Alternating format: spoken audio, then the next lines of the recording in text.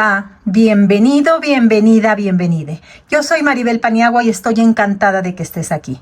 Hoy tenemos un video del diseño universal para el aprendizaje y te invito a consultar la lista de difusión sobre diseño universal para el aprendizaje y las demás listas de difusión de nuestro canal. Este video tiene que ver con un asunto que es nodal al diseño universal, pero que es nodal a una enseñanza equitativa para todos y todas. Vamos a revisar qué son los sesgos desde el diseño universal y la literatura científica y por qué trabajar las barreras invisibles que constituyen los sesgos institucionales. Detengámonos un momentito en pensar qué es un sesgo. Un sesgo es una tendencia sistemática, consciente o inconsciente, la mayoría de las veces, que afecta la percepción, la toma de decisiones o las acciones de los docentes o de las instituciones, que favorece a ciertos grupos de estudiantes y, por supuesto, con ello desfavorece a otros.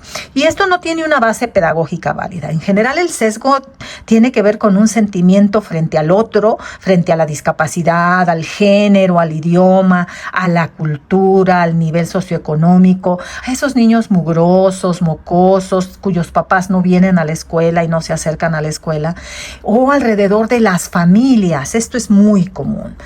Entonces, bueno, desde el diseño universal para el aprendizaje se reconoce explícitamente que nuestras creencias de docentes, nuestras expectativas y, por supuesto, nuestras prácticas pueden generar barreras que limitan, que impiden el aprendizaje en los contextos educativos. Abordar los sesgos, las amenazas y las distracciones es clave para la equidad y la accesibilidad.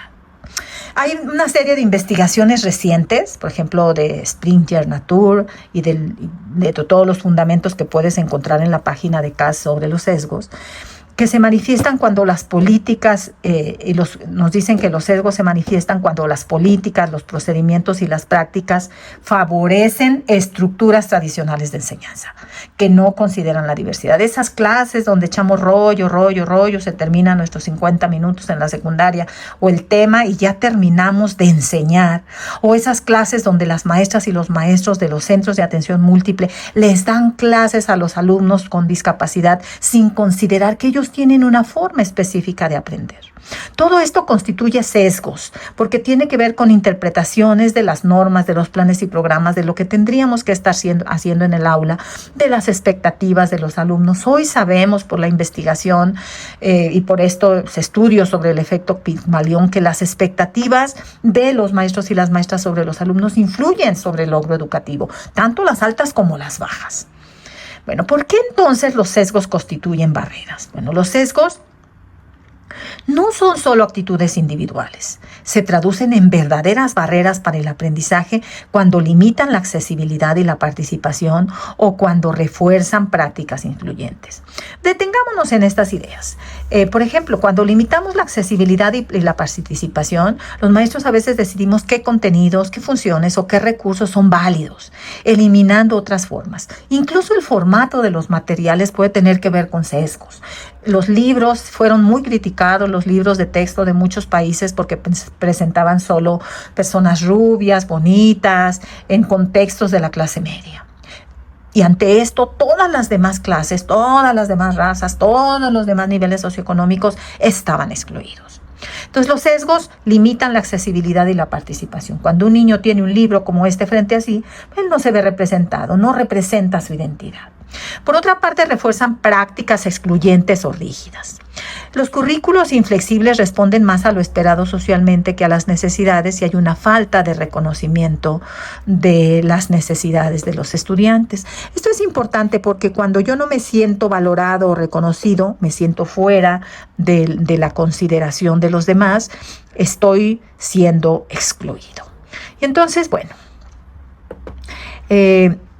esto genera exclusión y desventajas que se van acumulando. Cuando yo como maestro de primer grado no logro que mis alumnos de primer grado lean, lo que estoy haciendo es generando un primer punto de una serie de exclusiones a lo largo de toda la escolarización. Por eso es tan importante que revisemos los resultados educativos en una escuela, porque no revisarlos es un sesgo. Es pensar que la culpa es de las familias o de los niños si no aprendieron, en lugar de revisar la enseñanza y las barreras que nuestra propia enseñanza y nuestros medios espacios de accesibilidad genera. Vamos a ver algunos ejemplos de sesgos institucionales encontrados en la literatura y ojalá que estos sesgos nos permitan, ojalá que cada uno de nosotros nos permitan ir pensando en los sesgos que están presentes en nuestras aulas, en nuestras escuelas, de los que nosotros somos parte. Porque cuando nos damos cuenta de los sesgos podemos hacer algo frente a ellos. El primero es el sesgo cultural y lingüístico. Las escuelas hemos visto que hay políticas y materiales centrados en ciertas culturas, en lenguas que sean oficiales, sin considerar la diversidad lingüístico-cultural de los estudiantes. Este sesgo limita la comprensión real del contenido y la participación legítima de los estudiantes.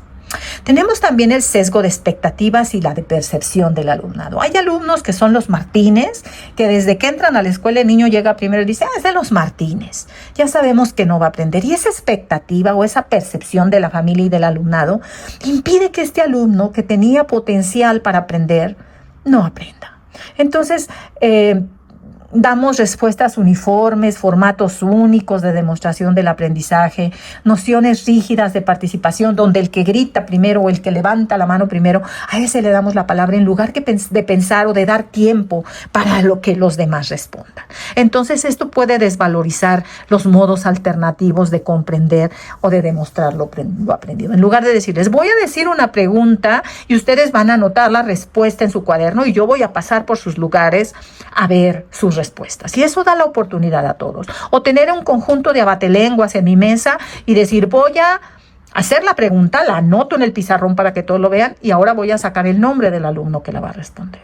O tener pequeñas pizarras de esas llamadas pizarras mágicas donde los alumnos puedan anotar sus respuestas y yo pueda dar la palabra a aquel que está más alejado, al que se sienta hasta atrás de la mesa. Todas estas formas podrían resolver estos sesgos de la evaluación. Tenemos sesgos institucionales en la formación docente.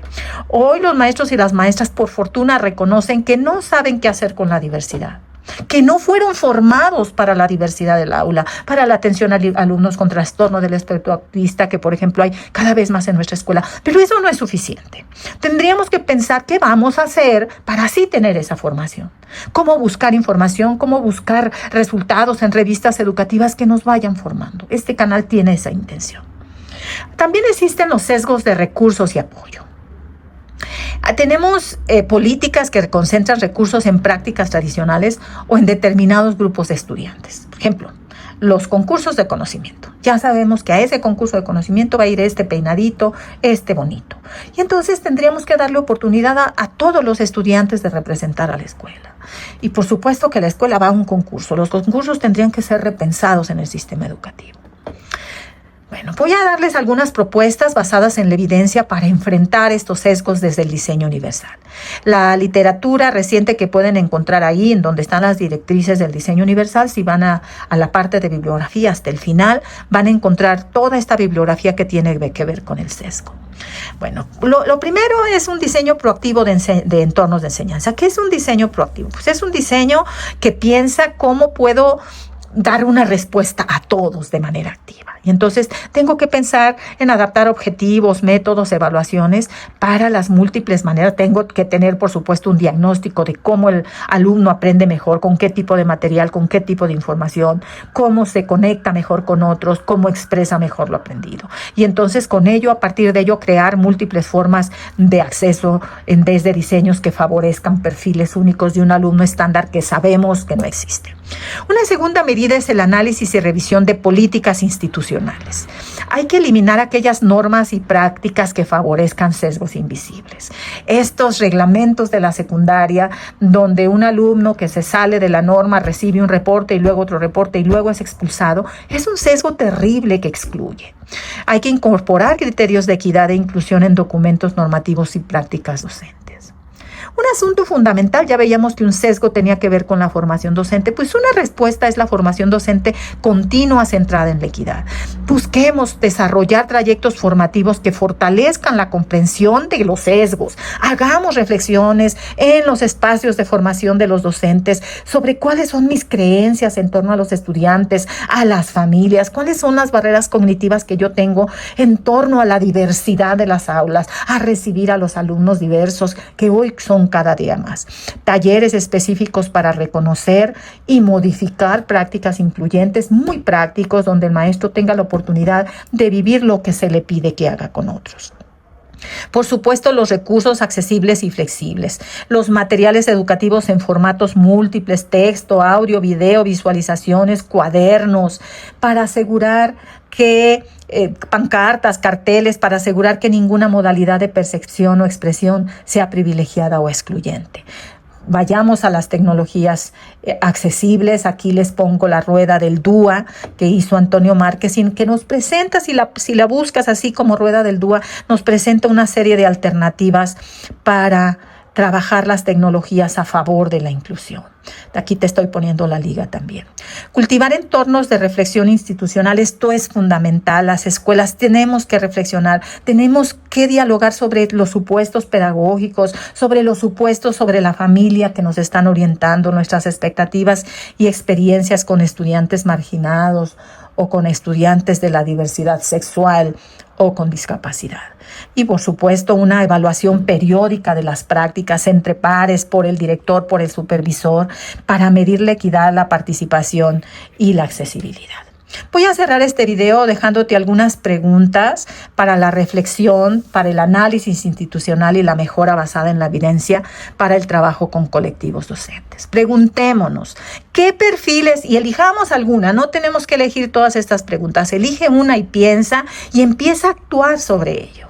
¿Qué perfiles de estudiantes parecen ajustarse mejor a tus prácticas habituales y cuáles enfrentan mayores dificultades? ¿Qué alumnos se quedan fuera de tu aula, de tu aprendizaje, de tu enseñanza? ¿Cuáles son las expectativas de rendimiento que tienes sobre los estudiantes? ¿Qué supuestos pedagógicos consideras normales sin haberlos cuestionado críticamente? ¿Estás ofreciendo múltiples formas de representación, de expresión, de implicación o estás privilegiando un formato único en tus clases? Tus evaluaciones permiten diversas maneras de demostrar los aprendizajes. ¿Les das oportunidad a los alumnos de que elijan en qué formato quieren ser evaluados? ¿Hay normas institucionales que, aunque parezcan neutrales, puedan estar generando exclusión? ¿Cómo se distribuyen los recursos y apoyos en la escuela? La formación docente continua se está incorporando de manera sistemática e incorpora los sesgos, incorpora la reflexión sobre los sesgos. ¿Qué barreras podrían anticiparse si aplicaras de manera más sistemática el diseño universal? ¿Qué prácticas podrías rediseñar para ampliar las oportunidades de acceso para estos alumnos que tú sabes y eres consciente que se queden fuera? ¿Cómo podemos pasar de ajustes razonables a un diseño universal proactivo orientado a la equidad? Ojalá que quieras elegir una de estas preguntas y empezar a trabajar en hacer pequeñas modificaciones cada día que hagan de tu práctica una práctica de la que te sientas orgulloso y en la que quepan todos y todas tus alumnos. Gracias por estar aquí. Nos vemos en la siguiente.